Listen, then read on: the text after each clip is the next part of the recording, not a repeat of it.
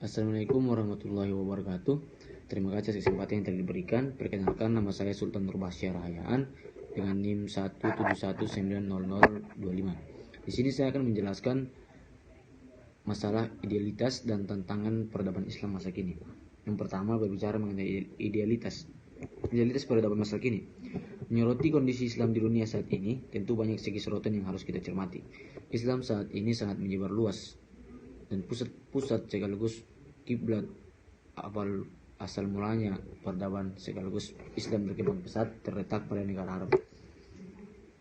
Di Arab misalnya, Arab menjadi pusat perhatian dunia karena sebagai negeri berletak lahirnya peradaban Islam, ditandai dengan banyaknya jumlah pengunjung di seluruh dunia yang melakukan ibadah haji maupun umrah. Jamaah haji setiap tahunnya untuk melakukan peribadatan ke Mekah, maka tak heran lagi negeri yang tak diberkahi kekayaan akan hasil alam ini mampu berkembang begitu pesat.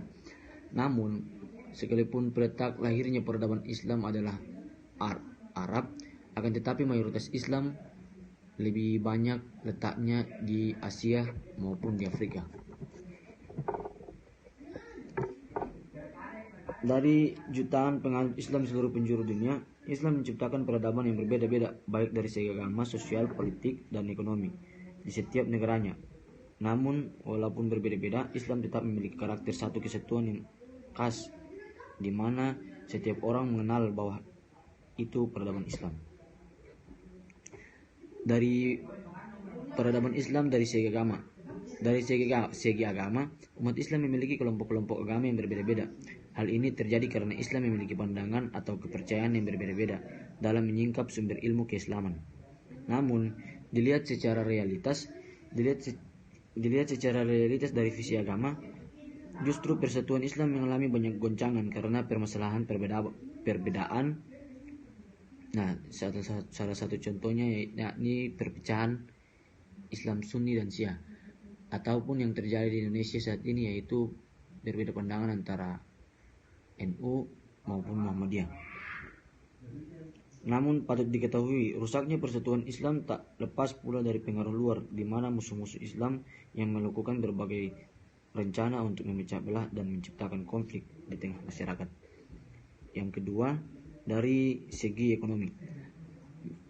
Peradaban Islam sudah tentu berpengaruh juga pada segi ekonominya. Kemajuan suatu negara sangat bergantung pada kondisi ekonomi negaranya. Banyak negara-negara Islam yang berkembang pesat secara ekonomi seperti Qatar, Uni Emirat Arab, dan Arab Saudi yang kaya akan minyak. Namun di samping itu ada pula negara-negara yang masih miskin dan terbelakang seperti Mali dan Yaman. Negara-negara Islam atau yang mayoritas penduduknya Islam tidak memiliki strategi pembangunan yang benar-benar didasarkan pada prinsip Islam. Namun yang mencoba melakukan eksperimen ekonomi Islam barulah Malaysia dan Iran.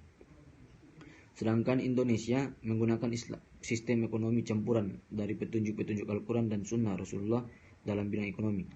Dalam bidang ekonomi, Islam memberikan ajaran baik pula, dan kegiatan ekonomi merupakan bagian dari perilaku atau peradaban manusia. Namun dilihat secara realitas saat ini, di mana orang-orang dengan mudahnya tergiur akan segala hal, tidak puas akan apa yang telah dia dapat,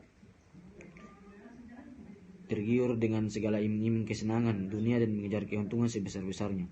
Dilihat dari segi politik, secara politik pemerintahan Islam di Iran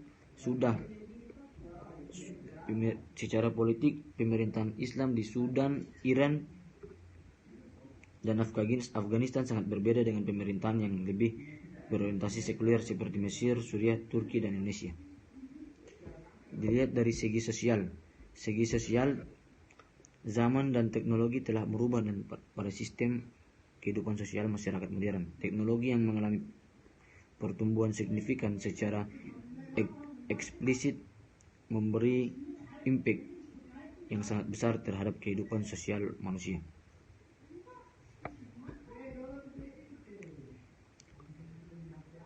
Terima kasih atas kesempatannya. Materi yang berikutnya akan dilanjutkan dengan pemateri berikut. Terima kasih.